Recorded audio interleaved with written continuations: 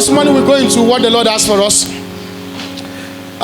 Over some weeks now, we've been looking at how to live in this season. Living in this season. We started with rejoicing in hope. We gradually followed the trend of hope to pillars of hope, the making of hope, either for first service or second service. This morning we are going to be going into the power of expectation. The power of expectation. If you are going to survive at all in the season we have found ourselves, then you need to know how to make use of your expectation.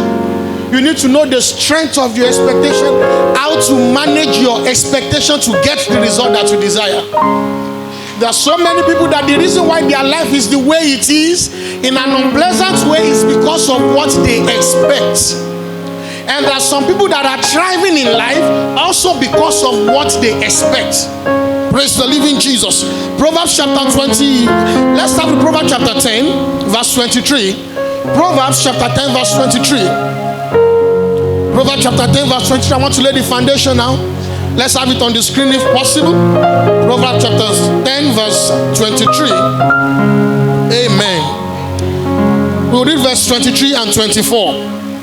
The Bible says, it is a sport to a fool to do mischief, but a man of understanding hath wisdom. Verse 24, which is where we are going to. It said, the fear of the wicked, it shall come upon him, but the desire of the righteous shall be granted. Can we read it together? I want to go. It shall come up to him, but the desire of the righteous shall be granted. Can you read it one more time? The fear of the wicked, it shall come upon him, but the desire of the righteous shall be granted. Job was recounting his experience. He said, those things that I fear most has come upon me. When you live in constant fear, instead of living in constant hope, what you are afraid of might be the result you will get. The Bible said that the expectation of the righteous, the desire of the righteous shall be granted. Now, the question is, what are you afraid of? The second question is, what are you expecting? What are you afraid of and what do you desire? Because both of them are your silent prayers. Your fear and your desire are your silent prayers. And the Lord hears all of them. When you desire evil, when you fear evil so much, you are living in constant fear because you are afraid. You are afraid of what can happen now. You are afraid of what has happened before. You are afraid of trends and history.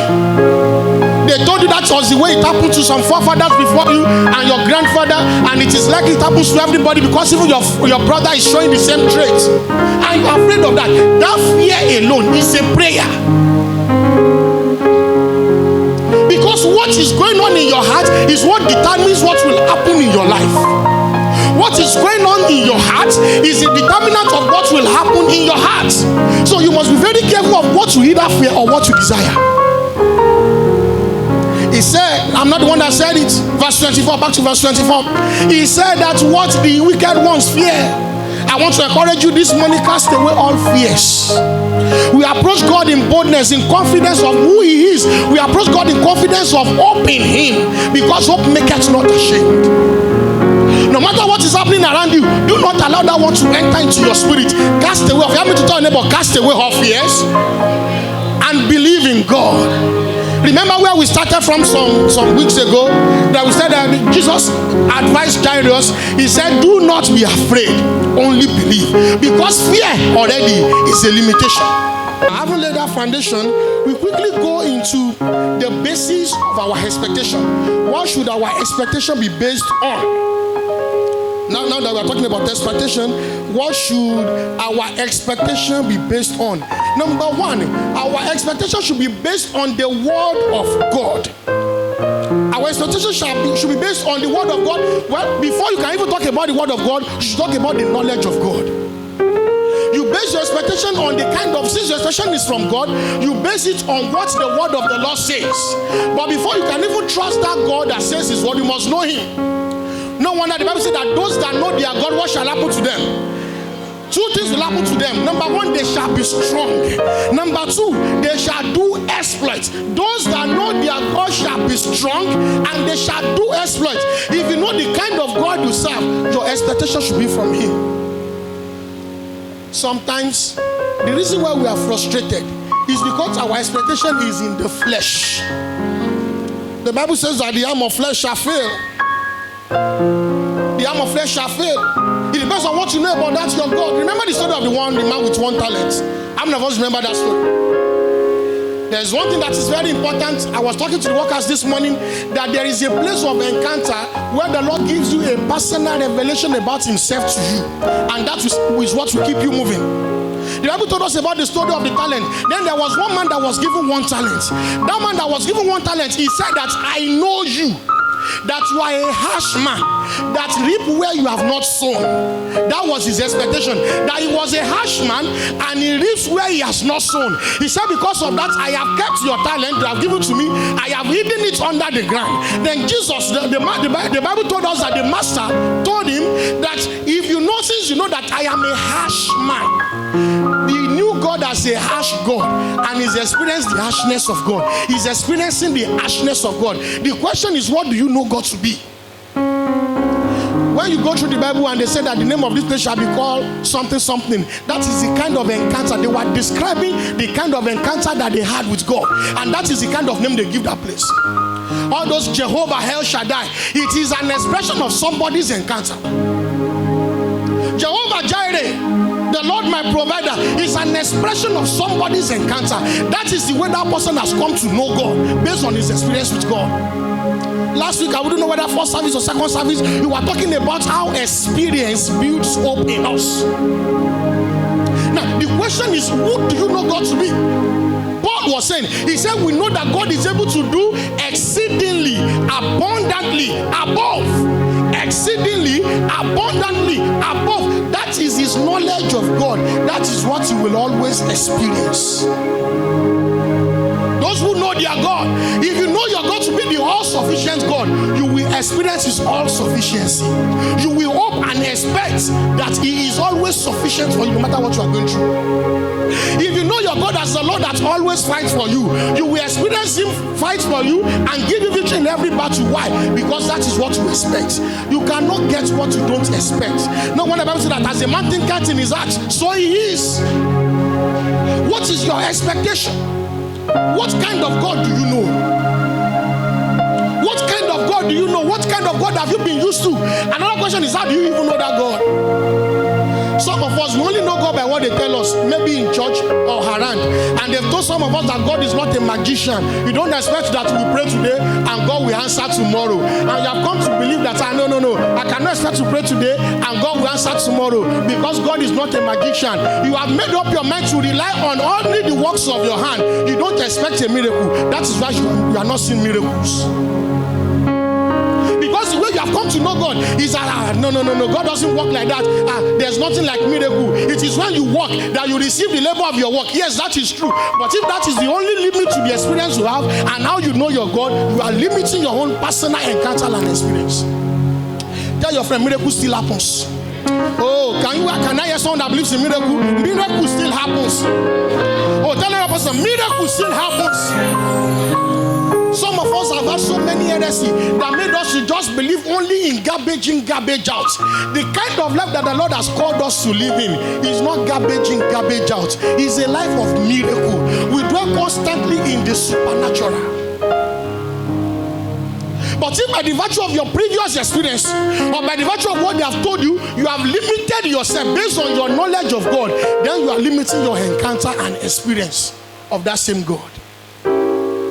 May I tell you that there are some people that every day of their life, they live it in constant dependence on God, and they always experience God in that same manner. Some people just believe that, no, this God cannot allow me to be broke. They just have that revelation. Even when things are looking so terrible, they just believe that, and they live in that reality, and they don't get broke. It will remain small, but something will happen. It will remain very small for them to be totally broke and stranded, but something will happen, because that is the God they have come to know, and they are living in the reality of that experience. So number one, don't forget, our expectation must be based on the knowledge of God. How do you know your God? And who do you know your God to be? that God is able to do exceedingly abundant. Number 2 is that our hope must be according to the word of God. And we're going to dwell a little bit on this. Psalm chapter 65. Maybe this is the second point to treat, and we'll call it a day.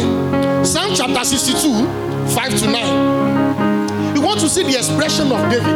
All of us know how great David was. How great David was. Psalm chapter 62, 5 to 9. Can we have it on the screen? Oh, beautiful. I love that. Can we read together?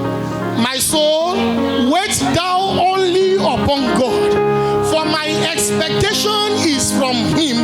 He only is my rock and my salvation. He is my defense. I shall not be moved. 7, verse 7. In God is my salvation and my glory. The rock of my strength and my refuge is in God. Verse 8. We are going to verse 9. Trust in him at all times. Ye people, pour out your heart before him. God is a refuge for us. And verse 9, the last verse. Surely men of low degree are vanity, and men of high degree are a lie.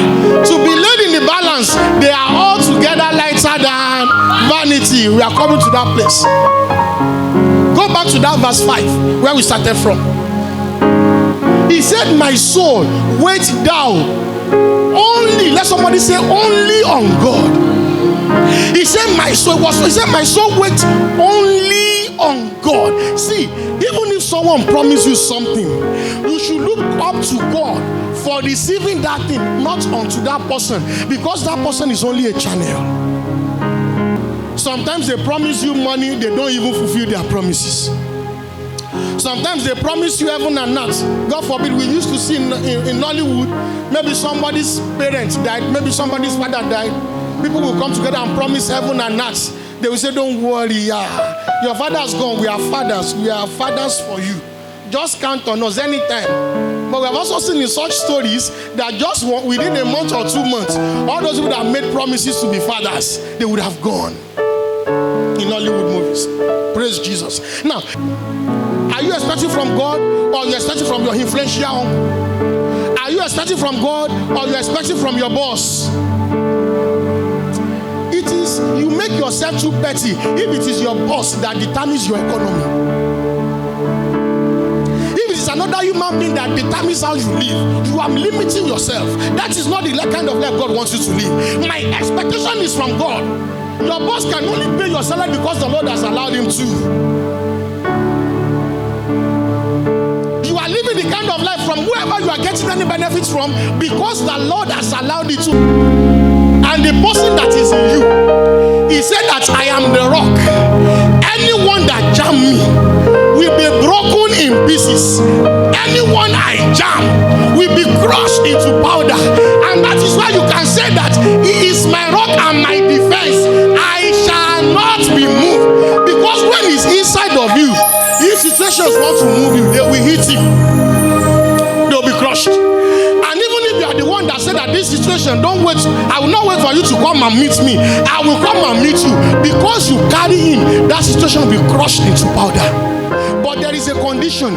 He only. Sometimes you don't see the intervention of God because already we have shared the glory between God and man before the results come. And God will be saying that I am not the mate of man. I cannot share. He said, I am God. My glory will I not share with anybody. So you are saying that, I thank God and pray for this thing. And when you see me to your uncle, you say, my uncle, you know that you are the only one that can do this thing for me. You make a confession to God. You are making the same confession to your uncle. It is wrong. It ought not to be so. Jesus was talking to those people. He said that you are thinking that you are citizens, you are children of Abraham. He said it doesn't cost God anything to raise these stones to be sons unto Abraham. So even if someone is boastful enough to say that I am all you've got, God is able to use anybody. When Jesus needed money, he went to the fish. He did not call Judas. Praise Jesus. Judas was the treasurer. Judas was the one that keeps the money. He did not even have to say, Judas, where are you now? Maybe we need to wait for you to come and join us here so that we get some money from the treasury. He needed money that time. He knew that there was a provision with Judas because they were storing money with him. He did not look up to Jesus. He then sent them to the river to pick fish. the Lord can bring any of your provisions to you from anywhere if you trust only in Him. Because that is the clause, only, and that is where most of us miss it. Our one leg is in trust with God. Our one leg is in trust from our boss, from our uncle, from our parents. So we are not getting anything because we are mixing them together. There's a protocol in divine thing. It is reliance on God. Trust in the Lord with all your heart and lean not on your own understanding. In all thy ways acknowledge Him and He shall direct your path. Trust only in Him. See, calculation is the one that has destroyed, has affected so many of us on social media. God has not changed. Hey, let me say that again. I said God has not changed. See, those stories you heard about God in the days of Abraham, in the days of our forefathers, those stories can still be relevant. We are the ones that have changed the way we see God from the way our fathers saw God. We heard of great and mighty works that the Lord did in terms of Babalola. In fact, in camp, we have several testimonies of how they fed people in camp when they were beginning. But gradually, we have changed our focus, and God will not force Himself on us forever. If He will be able to recondition our hearts, to be able to believe in the Lord again, to be able to trust in the Lord again, and only Him, then we'll see His blessings. But if we still trust in men, the arms of flesh shall fail. Can we do this place together? Can we do it together? I want to go. How many times? Oh, how many times? All time. This is a culture. See, I know that the way we are teaching in church, we might not achieve that same thing in this moment, but you can learn to do it till it becomes a culture. Okay, thank you. Till it becomes a culture. He said, trust in Him at all times. So you learn it, you make it an habit that no matter what, even when you are seeing provision around you, you still trust in Him at all times. Pour out your heart. Let's go to verse 9. That's where we are going to end. I have just 3 minutes. They signal me now, but I wish we have some time because this verse is very important. If God allows, we dissect this more in the second service. Verse 9, please. Verse 9, quickly. I don't have any time again. Please, can we read this place again together? Want to go? Surely, men of low degree are vanity. Men of high degree are a lie. To be laid in the balance, they are altogether lighter than vanity. The man you are putting your trust in, if that man is a man of low influence, how did the Bible describe that kind of man? How did the Bible describe that kind of man? Vanity. That means he's not even a senator. He is not a governor. He is not a commissioner. He's also struggling to make ends meet. And you are putting all your trust in him. The Lord said that you are putting your trust in what? Vanity. He said men of low degree, they are vanity. Now, let's now assume that you know people in high places. You know people that are senators, that are ambassadors, that have a lot of money. He said, and men of high degree are what? How does the Lord describe them? Oh, let's read it again from the beginning. Surely, men of low degree are vanity, and men of high degree are a lie. That person that seems to be so high up there, the Bible called him a lie, meaning that he can make a promise for you and that promise will not stand. He's a man of high degree, but the Bible called them lie. He does not weigh anything. He now said that let's not assume you have both of them. If this one fail, you know some of us have those kind of alternative. If this one fail, but we have asked the same request from about 10 people. Both those ones that are high and those ones that are low. We are like, if this one fail, we use this one. If this one too fail, we use this one. The Bible says that, let's read it together. To be laid in the balance. If you now put all of them in balance, he said to be laid in balance, they are all together what? Lighter than vanity. And that is what you want to put your trust on. That is what you want to trust on. That's what you want to back on. Put together. You can only trust God. Only Him. Only Him. When you put your trust in Him, He can command the raven to take care of your needs. Raven has been known to be a carnivorous animal that even eats its own children. And the Lord commanded that same bird to go and be giving meat to the prophets. And he obeyed. Why? Because God commanded him. Your Bible will say that Ajumobi Okantanu. ẹni Ọlọ́run rán sí ni ló ń ṣe ni lóore. That means the fact that he's my sibling doesn't mean that he will help you. Until the Lord commands him to help you, he cannot help you. So when you put your hope and your trust in him, you are only stressing yourself, because they all put together in a way, they weigh lighter. They are not even up to vanity. They weigh lighter than vanity. Please, let's do that place again as we just stand up and say the grace. We need to close the first service now. If not that all is almost good, I would have said that you all wait for second service, but please, just go so that the other people can come in. Let's do together again. Surely, men of low degree are vanity, and men of high degree are a lie. To be laid in the balance, they are all together lighter than vanity. So anytime you are moved to trust your auntie, to trust your uncle, to trust the people you call benefactor, remember that men of low degree, they are vanity. Men of high degree, they are lie. To be put in balance all together, they are lighter than vanity. So who can you trust? Who can you trust? God and who? God and who? God bless you. God and who? God alone. God alone. God alone. When they even promise you, trust in God alone. Let's stand up on our feet. All I have is you. In heaven and earth, all I have is you. I want you to say that with a confession in your heart.